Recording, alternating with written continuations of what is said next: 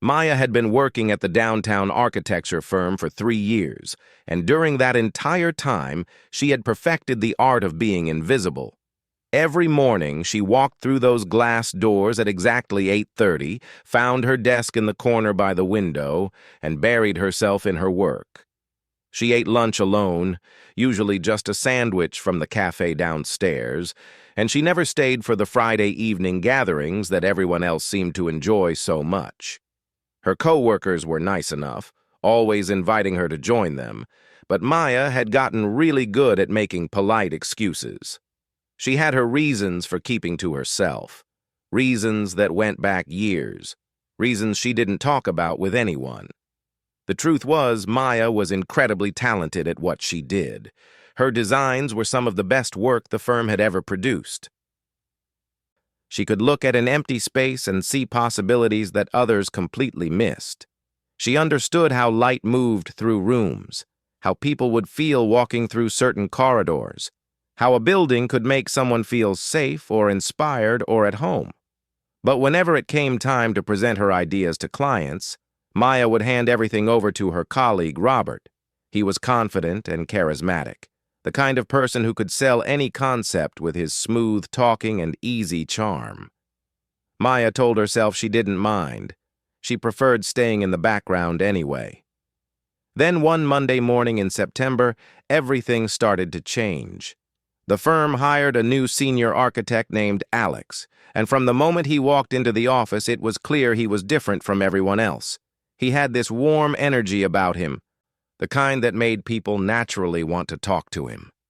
Within his first week, he knew everyone's names, their favorite coffee orders, even their kids' names. People lit up when he walked by their desks. He had a way of making everyone feel important, like what they had to say actually mattered.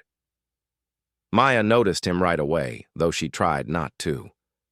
She watched from her corner as he moved through the office, laughing with the design team, asking thoughtful questions during meetings, genuinely listening to people's answers. She'd seen charismatic people before, but Alex seemed different. His interest in others felt real, not like he was just trying to climb some corporate ladder. Still, Maya kept her distance. She'd learned a long time ago that letting people get close only led to disappointment and pain. Alex, however, seemed particularly interested in Maya's work. About 2 weeks after he started, he pulled up a chair next to her desk while she was sketching ideas for a residential project. Most people wouldn't have bothered her when she was clearly focused, but Alex just sat there quietly for a moment, studying her drawings. Then he asked her to explain her thinking behind the design. Not in a challenging way, but like he genuinely wanted to understand how her mind worked. Maya gave him brief answers, hoping he'd take the hint and leave, but he didn't seem offended by her short responses. Instead, he thanked her for her time and told her the design was remarkable. This became a pattern over the following weeks. Alex would stop by her desk, ask questions about whatever project she was working on, and really listen to her answers. He never pushed when she kept things professional and distant. He never made her feel bad for not being more open. He just showed up, day after day, treating her work with respect and her ideas with genuine curiosity. Maya found herself looking forward to these brief conversations, even though they terrified her at the same time. There was something about the way Alex looked at her designs, the way he asked questions that showed he really understood what she was trying to create. It made her feel seen in a way she hadn't experienced in years. But Maya had rules for herself, boundaries she'd built carefully over time. She didn't let people in. She didn't form attachments. She definitely didn't let herself feel anything beyond professional courtesy for her coworkers. These rules had kept her safe, had protected her from getting hurt again the way she'd been hurt before. She'd spent the last several years of her life proving to herself that she didn't need anyone, that she was fine on her own. And she was fine. She was perfectly fine. At least, that's what she told herself every night when she went home to her quiet apartment, ate dinner alone, and fell asleep to the sound of the television because silence felt too heavy. 3 months after Alex joined the firm, Maya's carefully ordered world got turned upside down. The firm's senior partners called a meeting one Tuesday morning, and everyone gathered in the main conference room with their coffee and notebooks. The lead partner, an older woman named Catherine who'd built the firm from nothing 30 years ago, stood at the front of the room with barely contained excitement. She announced that they'd just won the contract for a massive community center project. It would serve 3 different neighborhoods, include spaces for everything from childcare to adult education programs, and it was the kind of project that could really make a difference in people's lives. The entire room buzzed with energy. This was the kind of work architects dreamed about. Then Catherine dropped the real news. She wanted Maya and Alex to co-lead the design team. Maya felt her stomach drop. She looked around the room, certain she'd misheard, but everyone was looking at her with congratulations in their eyes. Robert looked surprised but gave her a thumbs up from across the table. Alex was smiling at her, already looking eager to get started. Maya managed to nod and say something appropriate, but inside she was panicking. Co-leading meant meetings, constant collaboration, shared decision-making. It meant spending hours and hours working closely with someone. It meant being exposed, being vulnerable, having conversations that went way beyond the safe topics she usually stuck to. After the meeting, Maya considered going to Catherine's office and declining. She could say she didn't feel ready, that someone else would be better suited for the role. But she knew how that would look. After 3 years of excellent work, turning down a major opportunity would raise questions she definitely didn't want to answer. So she found herself in the small project room the next morning, sitting across from Alex with a blank sketch pad between them, trying to figure out how to do this without completely falling apart. The first design session was incredibly awkward, at least for Maya. She presented her initial ideas through quick sketches and bullet points, keeping her eyes mostly on the paper in front of her. She talked about creating spaces that felt welcoming rather than institutional, about using natural light to make the building feel open and safe, about designing areas where people of all ages would feel comfortable. She spoke quickly, wanting to get through her presentation and retreat back into silence. But Alex didn't jump in with his own ideas right away. Instead, he asked her questions. What inspired her approach? What did she think the community really needed from this space? How did she envision people moving through the building? His questions weren't the kind that challenged her thinking or tried to poke holes in her concepts. They were genuine questions that showed he'd actually listened to every word she'd said, and then he did something that completely surprised her. He started building on her ideas rather than competing with them. He took her concept of welcoming spaces and suggested ways to enhance it. He added thoughts about community gathering areas that fit perfectly with her vision of openness. He sketched additions to her designs that made them stronger without changing their fundamental nature. They worked together for 3 hours that morning, and by the end of it, Maya realized something strange had happened. She'd actually enjoyed herself. When they finally took a break, Alex gathered up his notes and turned to her with that warm smile of his. He said something that stuck with Maya for days afterward. He told her that she had this incredible ability to see what people needed from a space, that she understood human nature in a way that made her designs special. He said the project needed exactly that kind of insight. Then he thanked her for trusting him enough to share her vision. Maya didn't know what to say to that. Nobody had ever thanked her for trust before, probably because she never gave it to anyone. She mumbled something about seeing him tomorrow and practically fled to her desk. That night, Maya couldn't stop thinking about the day. She'd expected working with Alex to be uncomfortable and draining. Instead, it had felt almost natural. He hadn't tried to take over or dominate the project. He hadn't dismissed her ideas or talked over her. He'd treated her like an equal partner.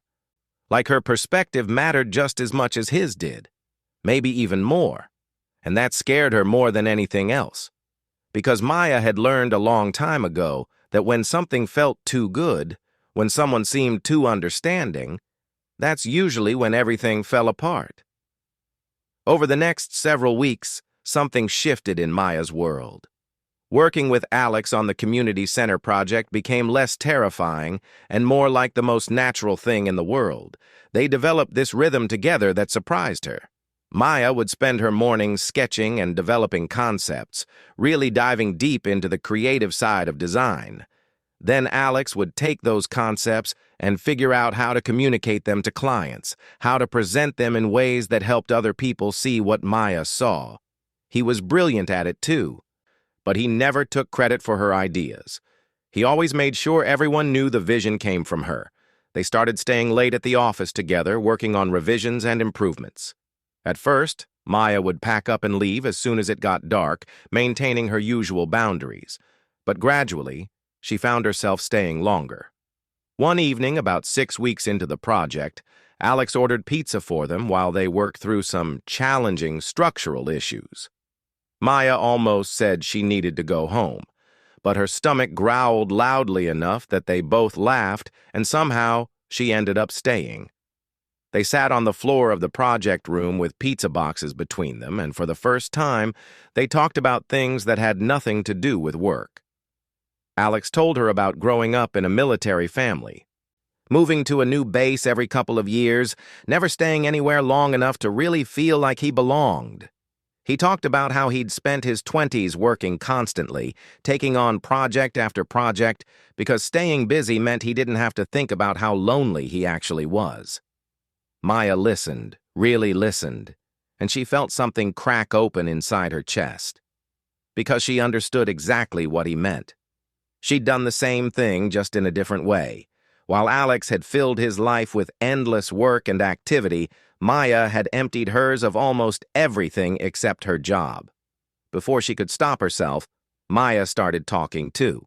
She told Alex about her own childhood, about moving constantly because her dad's job required it, about never having a place that felt like home. She talked about learning that making friends was pointless when you'd just leave them behind in 6 months anyway. She talked about how she'd brought that lesson into her adult life, how she'd convinced herself that keeping everyone at a distance was just easier than dealing with inevitable loss. She didn't tell him everything, not yet, but she told him more than she'd told anyone in years. And Alex didn't try to fix her or tell her she was wrong for feeling that way. He just nodded and said he got it, and somehow Maya knew he really did. After that night, things changed between them.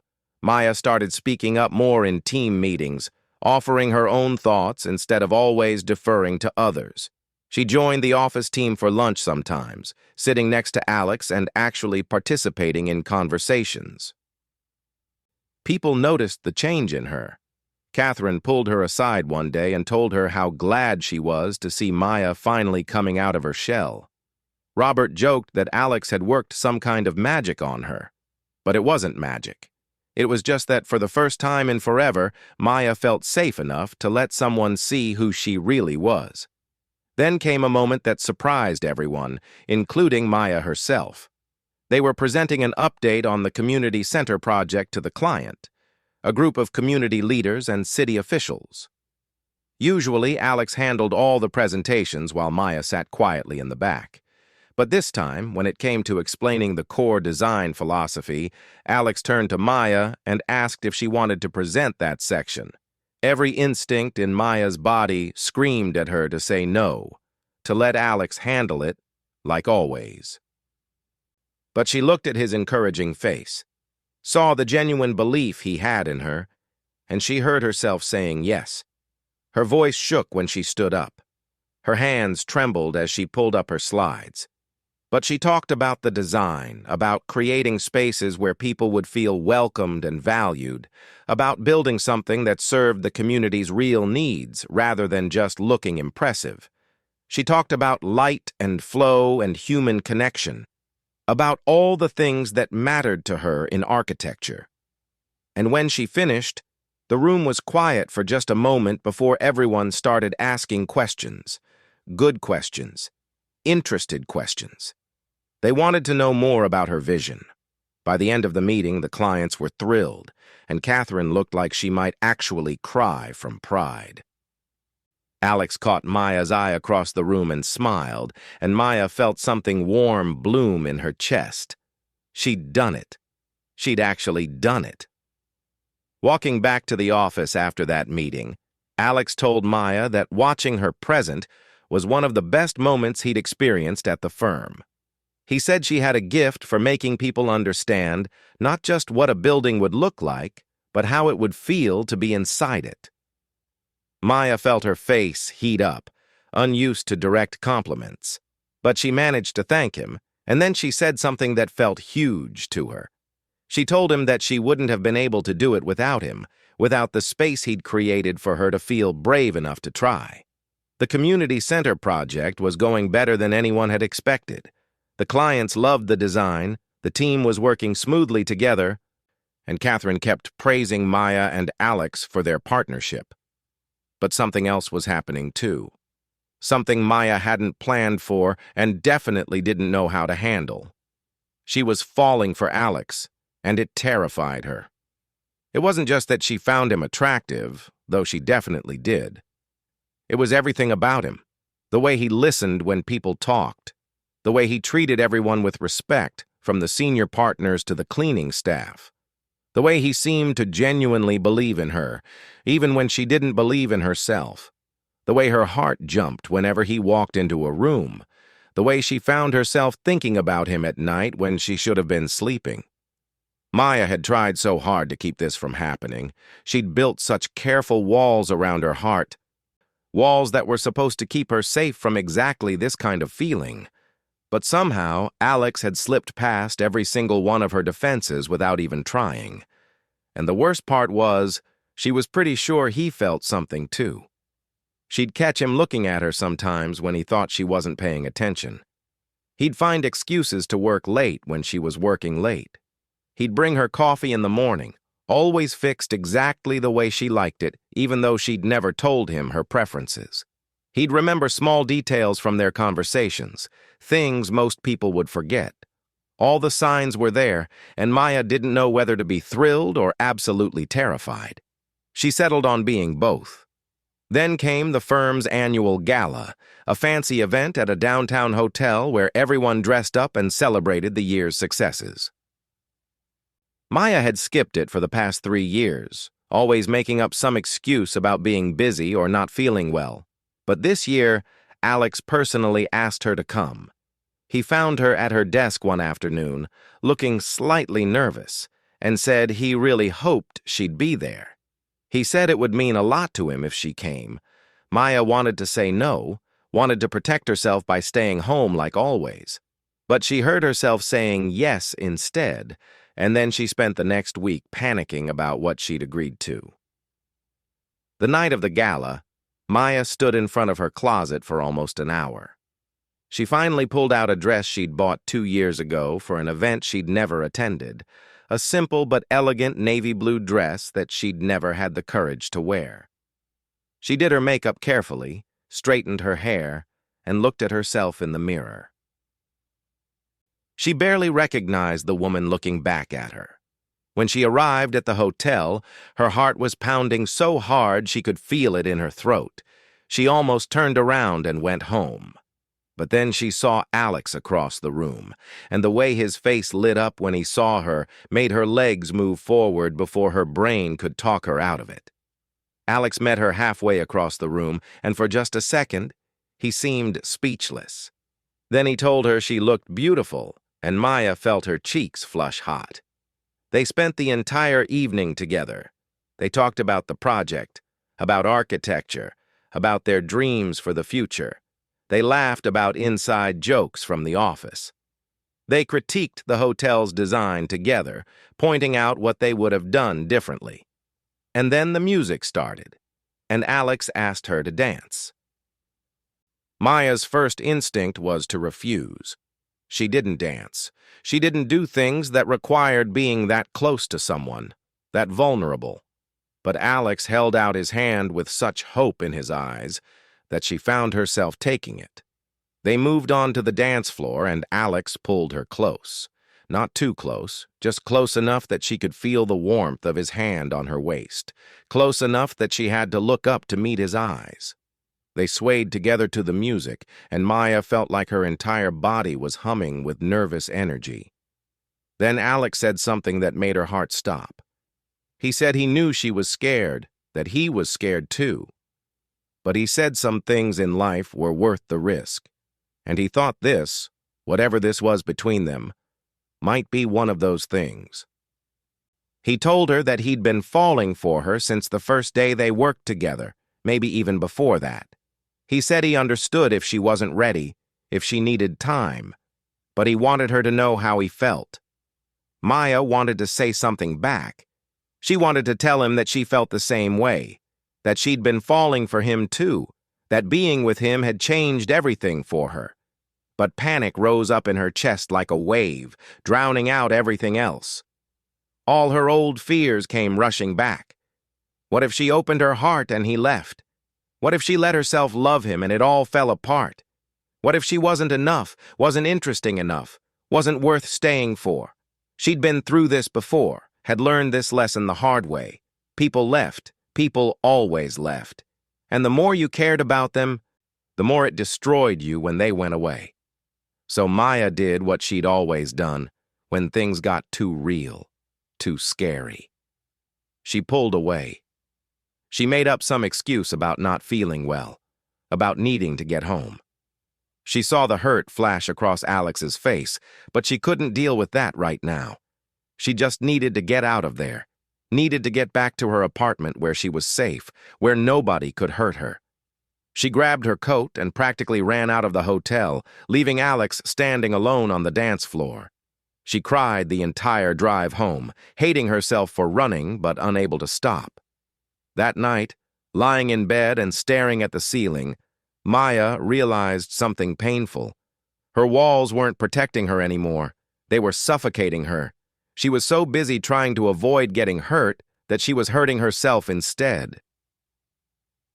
The next morning, Maya didn't go to work. For the first time in 3 years, she called in and told Catherine she needed a personal day. She didn't say she was sick because she wasn't. She just needed time, needed space to figure out what she was doing with her life. Catherine, being understanding as always, told her to take whatever time she needed. Maya spent the morning sitting on her couch, staring at nothing, replaying the previous night over and over in her mind. She thought about Alex's face when she'd pulled away, about the hope that had turned to hurt in his eyes. She thought about all the years she'd spent alone, convincing herself it was better this way, safer this way. She thought about her parents, about the real reason she'd learned to never get attached. Her mom had died when Maya was 16. Sudden heart attack. No warning, there one day and gone the next. And her dad, unable to cope with the grief, had thrown himself into his work even more than before. They'd moved twice in the year after her mom died, and her dad had become a ghost in his own life. Maya had learned then that loving someone meant you could lose them, and losing them could break you so completely that you stopped being yourself. She'd promised herself she'd never let that happen to her. She'd stay in control, keep her distance, protect her heart at all costs. It had seemed like such a smart plan when she was 16 and drowning in grief. But now at 29, she realized it wasn't smart at all. It was just lonely. By afternoon, Maya found herself walking through the city. She didn't have a destination in mind. She just walked and thought and tried to figure out what she really wanted from her life. She walked past couples holding hands, families laughing together, friends catching up over coffee. She walked past her favorite bookstore, the park where she sometimes ate lunch alone, the coffee shop where she'd spent countless mornings. And she realized that she'd been living like she was just passing through, like she was still that girl who moved every 6 months and never let herself belong anywhere. But she wasn't that girl anymore. She was an adult who could make her own choices, create her own stability, build her own life. And maybe, just maybe, she could let someone else be part of that life. By the time the sun started setting, Maya knew what she needed to do. Her heart was pounding as she got in her car and drove to Alex's apartment building. She'd only been there once, dropping off project files when he'd been working from home, but she remembered the address. She stood outside his door for a full 5 minutes before she found the courage to knock. When Alex opened the door, he looked surprised, but not angry. He looked cautious, like he was protecting himself from getting hurt again, and Maya couldn't blame him for that. She asked if they could talk, and he stepped aside to let her in. Maya didn't sit down. If she sat down, she might lose her nerve. So she stood in Alex's living room and told him everything. She told him about her mom, about watching her dad fall apart, about learning that love meant pain. She told him about the years she'd spent building walls, about convincing herself that being alone was the same as being safe. She told him that he'd somehow gotten past every single one of her defenses, that she'd been falling for him for months, but was too scared to admit it. She told him that she'd run the night before because she was terrified, but that she was tired of running, tired of being afraid, tired of living half a life because she was too scared to risk her heart. Alex listened to every word without interrupting. When she finally stopped talking, exhausted and terrified, and feeling more vulnerable than she'd ever felt in her life, he just looked at her for a long moment. Then he told her something that made tears spring to her eyes. He said he wasn't going anywhere, that he wasn't her dad or anyone else who'd left her behind, but he also said that she had to let him in.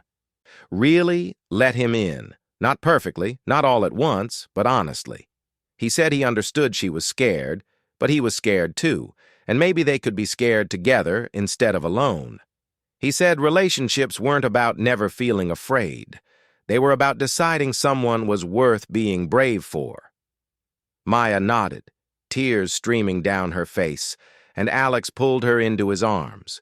She let herself lean into him, let herself be held, let herself feel all the things she'd been pushing away for so long. They stood there for a long time, just holding each other, and Maya felt something loosen in her chest. It wasn't that her fear disappeared completely. It was more like the fear became smaller, more manageable when she wasn't carrying it alone anymore. Over the following weeks and months, Maya worked on breaking down her walls piece by piece. She started seeing a therapist to deal with her grief about her mom and her issues with abandonment. It was hard work, sometimes painful work, but it was worth it. Her relationship with Alex grew slowly and steadily. They didn't rush anything. They just spent time together, learning each other, building something real. Maya learned to share her feelings even when it scared her. Alex learned to be patient when she needed space to process things. They figured it out together, one day at a time. And Maya discovered that opening her heart didn't mean losing herself. It actually meant finding herself in ways she never had before. At work, Maya continued to break through her own limits. She started presenting her designs regularly, speaking up in meetings, even mentoring younger architects who joined the firm. Catherine promoted her to senior architect, and Maya accepted with pride instead of fear. A year after that night at the gala, the community center was finally complete. The firm organized a big opening ceremony, and Maya was asked to give a speech about the design process. Standing in front of hundreds of people, looking out at the community members who would use this space, Maya talked about what the project meant to her. She talked about creating places where people could connect, where they could feel safe and valued, where they could become their best selves. She talked about how buildings weren't just structures, they were possibilities. As she spoke, her eyes found Alex in the crowd. He was smiling at her with so much pride and love that it made her heart swell. And Maya realized that the biggest limit she'd broken wasn't about trusting someone else. It was about trusting herself, believing she deserved happiness, knowing she was strong enough to handle whatever life brought her way. She was finally, truly living, and it felt absolutely incredible. Retry Claude can make mistakes. Please double-check responses.